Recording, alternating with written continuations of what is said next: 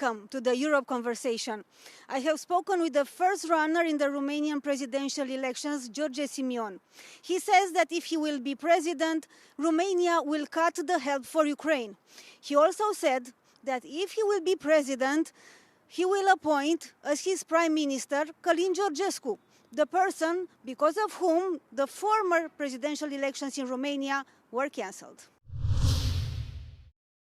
Mr. Simion, you are very close to the presidency now, and there is a crucial moment for Romania and for Europe. You've been labeled many times and as anti-Ukrainian, pro-Russian, Eurosceptic. Let's clear this now.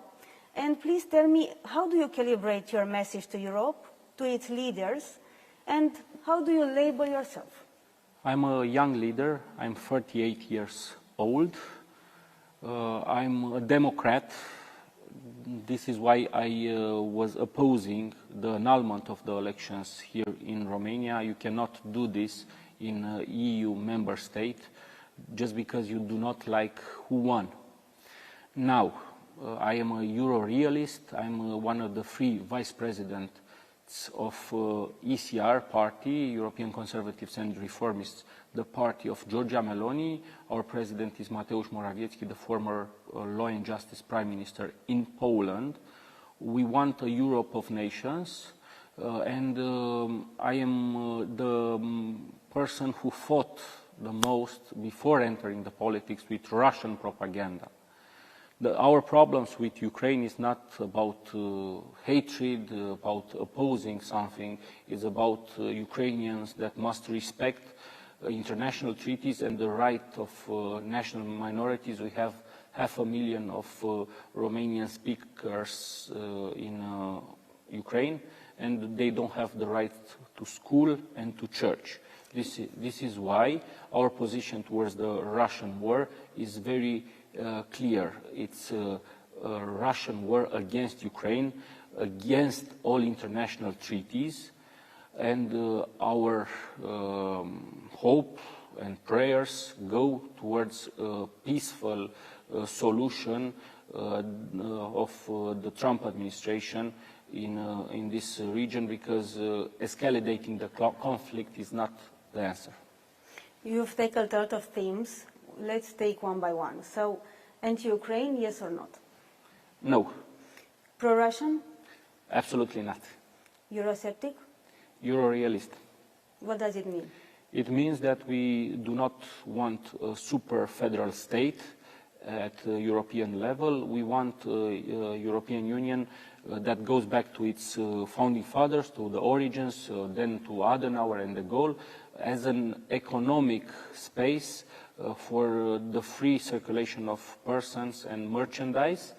And we want more prerogatives to the 27 member states, not to unelected EU bureaucrats. Then how will you work with Mrs. von der Leyen if you are elected? I saw how our leader, Giorgia Meloni, works with Ursula von der Leyen, even if they do not share the same ideology, and even if Ursula von der Leyen made harsh statements before Italian elections, where Fratelli d'Italia won fair and square. We are winning this battle. All we are asking for is fair and free elections, and we will respect all our commitments at EU and NATO level. Then why do you label them then illegitimate?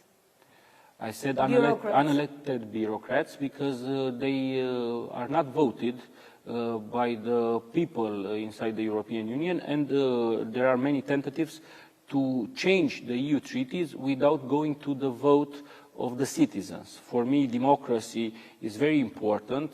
This is the key aspect of the current repeated Romanian presidential elections. So I would like to go back to the people and to respect the will of the people. You know, President Trump was winning the elections in the United States, and the Supreme Court judges could have banned him, like it happened in Romania, like it happens in Iran. and in authoritarian regimes. Romania is NATO's crucial eastern flank ally, and tell me if you will be president, if you will continue the same strategy, and how will you keep Romania safe?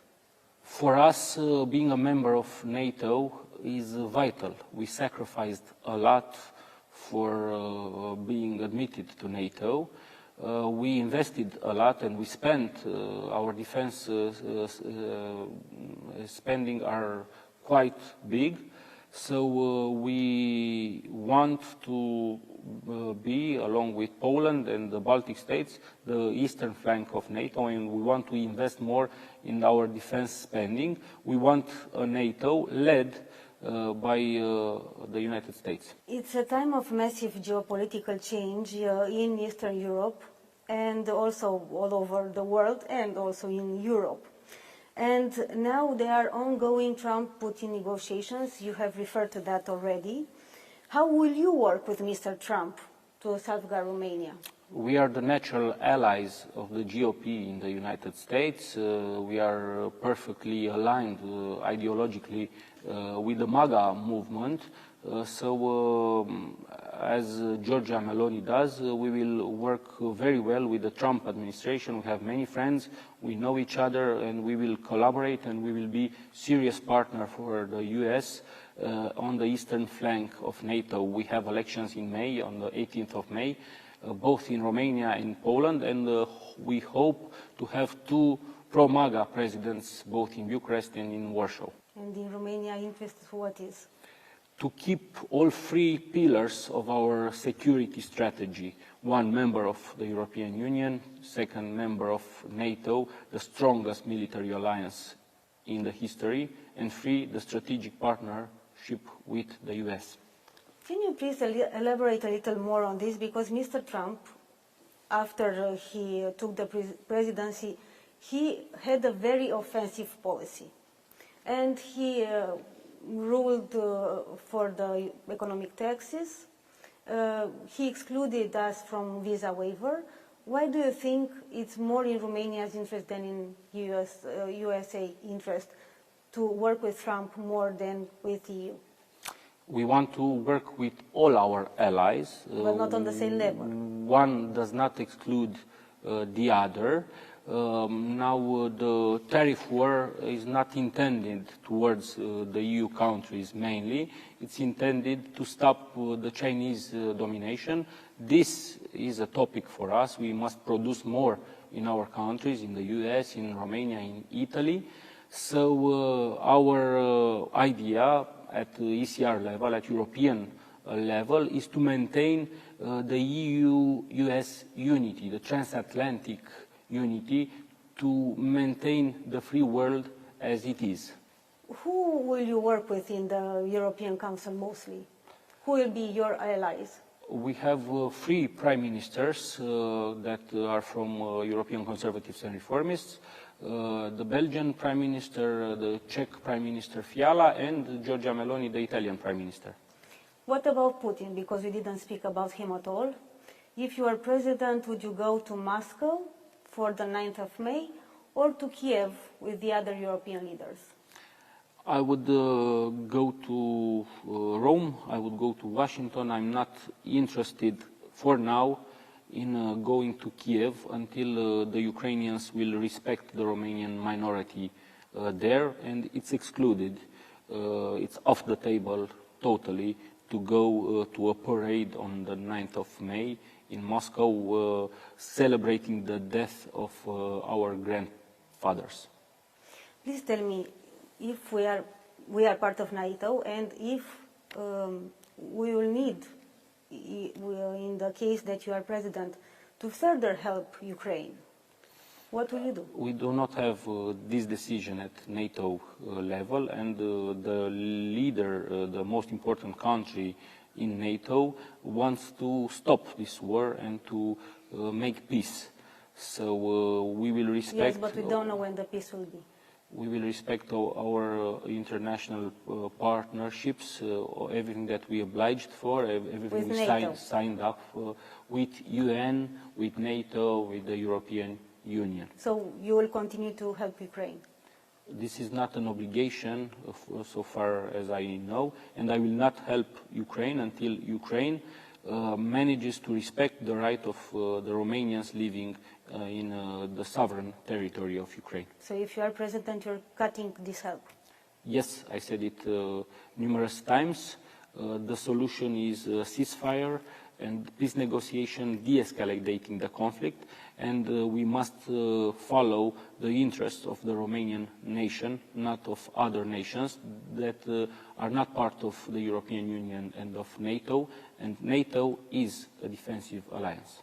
You are banned in Ukraine and Moldova. Will you change the situation? Probably after I will win on the 19th of May, these false interdictions will disappear, because it is in Chisinau and Kiev's interest to work with us. I want to work with them on several topics, and I want to have a good neighborhood relations. Please tell me, how will you impose Mr. Georgescu as a prime minister? I will not impose. I'm not a tyrannic, totalitarian leader. I'm a democrat leader. So if the Romanian people will want Mr. Georgescu at the leadership, there are several constitutional ways. Referendum, snap election, a majority in the parliament. But we will see this after I'm in the presidential seat. Last question. Who will you phone first if you are elected as the president of Romania? You mean besides my wife and besides my mother, of course, from the international leaders, probably the Secretary of State, Marco Rubio. Thank you very much, Mr. Simion. Thank you.